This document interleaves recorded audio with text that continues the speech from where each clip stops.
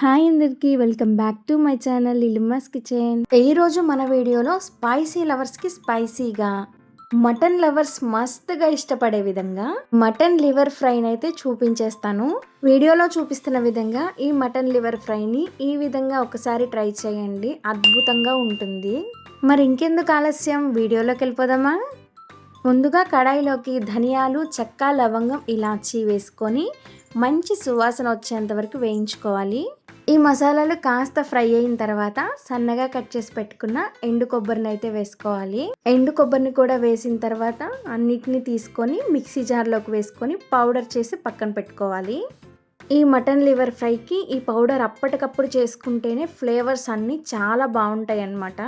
చూసారు కదా, ఈ విధంగా పౌడర్ అనేది చేసి పక్కన పెట్టుకోవాలి. ఈ కర్రీకి ఆయిల్ కాస్త ఎక్కువే పడుతుంది. ఆయిల్ హీట్ అయిన తర్వాత సాజీరా, చెక్క, లవంగం వేసి వేగిన తర్వాత శుభ్రంగా కడిగి కట్ చేసి పెట్టుకున్న మటన్ లివర్ని వేసి మూత పెట్టి 15 మినిట్స్ ఉడకనివ్వాలి.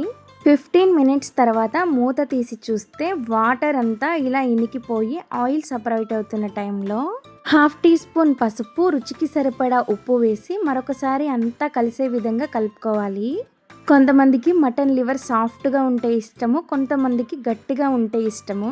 లివర్ కర్రీ సాఫ్ట్గా కావాలంటే లాస్ట్లో ఉప్పు యాడ్ చేసుకోండి.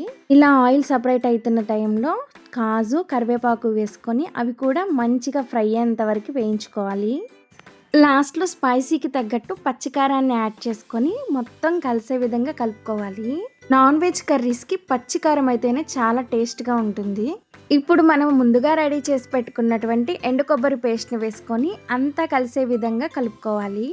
మీరు ఎప్పుడు మటన్ లివర్ ఫ్రైని చేసినా ఈ విధంగా ఈ మసాలా పౌడర్ వేస్ట్ చేయండి, టేస్ట్ మాత్రం అద్దిరిపోతుంది. లాస్ట్లో కొత్తిమీరతో గార్నిష్ చేసుకొని సర్వింగ్ బౌల్లోకి సర్వ్ చేసుకుంటే వేడి వేడిగా ఎంతో రుచికరమైన పక్కా పల్లెటూరి పద్ధతిలో మటన్ లివర్ ఫ్రై రెడీ.